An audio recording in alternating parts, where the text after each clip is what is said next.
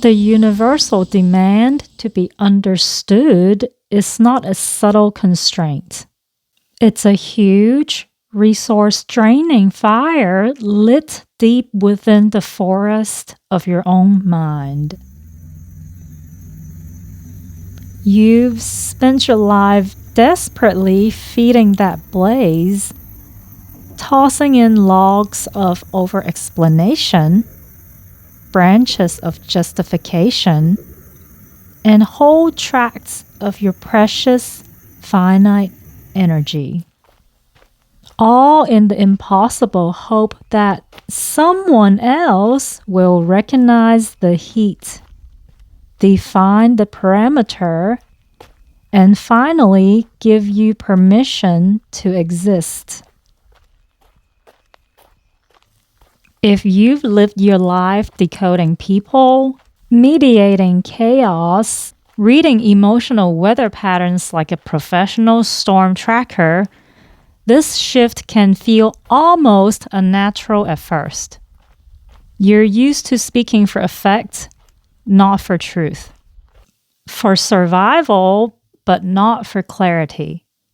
For peacekeeping, and not for presence. But then something changes. The inner contortionist retires. No more twisting yourself into pretzel logic so someone else can get it. No more mental gymnastics worthy of an Olympic medal just to keep someone's ego from melting down. No more internal editorial board convening every time you open your mouth. Will this land? Will they ever approve? Will someone's inner toddler scream? If we fire our inner jury, the silence that replaces them is sovereignty. Because once you stop needing someone to grasp every nuance of your experience, the purpose of speaking shifts. You're no longer aiming at comprehension. You're aiming at coherence. It becomes clarity. Your clarity. And this clarity has a ruthless side. It attracts the right people and repels the emotional vampires. The freeloaders, manipulators, the empathy pickpockets, all gone. Turn on the hallway light and watch what scatters. It's not magic. It's just that some people can't survive in environments where truth has oxygen. Self-expression for its own sake is a leadership stance. A quiet, calibrated one, not the chest-beating kind. It says, I'm not here to audition for your understanding. I'm here to articulate truth, direction, and signal. It's not rebellious. It's clean. It's not defiant. It's sovereign. It's not dramatic. It's measured and precise. Like a surgeon's hand or a master strategist placing a single stone on a go board. And that shift marks the transition from survivor communication, where your words are strategies, to builder communication, where your words shape realities. Psychoanalyst D.W. Winnicott actually mapped this entire shift decades ago. He called it the move from the false self to the true self.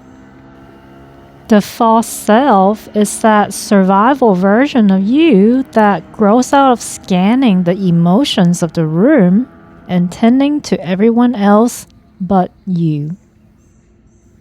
It says, whatever keeps the peace, whatever prevents a meltdown, whatever makes unstable people manageable. It's smart, but it's not sovereign. The true self, on the other hand, doesn't negotiate its expression. It doesn't twist itself into safe shapes. It doesn't speak to regulate anybody else's nervous system. It speaks because that's what a coherent psyche does when it's no longer bracing for impact. And Winnicott was crystal clear about this. The true self doesn't ask to be understood. It exists, and its existence is the expression. So this whole shift isn't a personality makeover. It's the moment your psyche stops playing emotional bodyguard for other people and finally takes its rightful seat at the table. This is where your voice stops seeking resonance in someone else's nervous system and starts resonating in your own. It feels like hitting the exact frequency where you no longer ask permission from the room because you are the room. You're not trying to land anymore. You're anchoring. There's the difference. And once you taste that, needing to be understood feels quaint. You speak because it's true.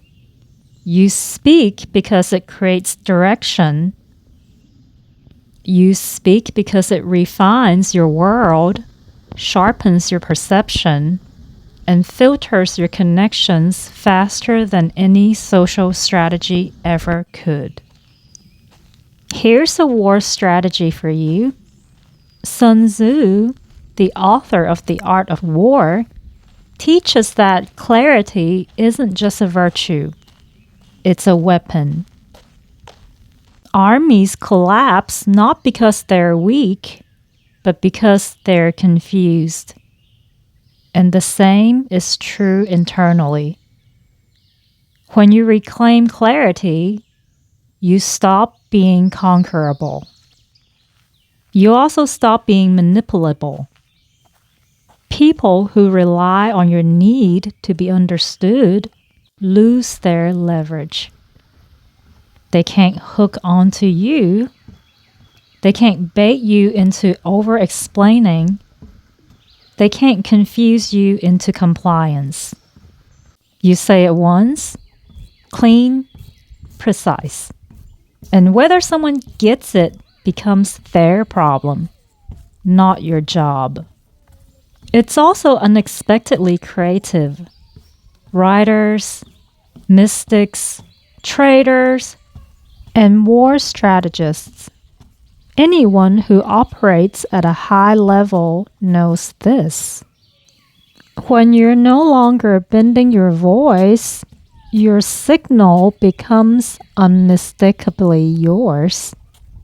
Your creativity sharpens, your insight deepens, and your communication becomes its own signature. Recognizable and frickin' uncopyable. This is what happens when you stop performing and start transmitting.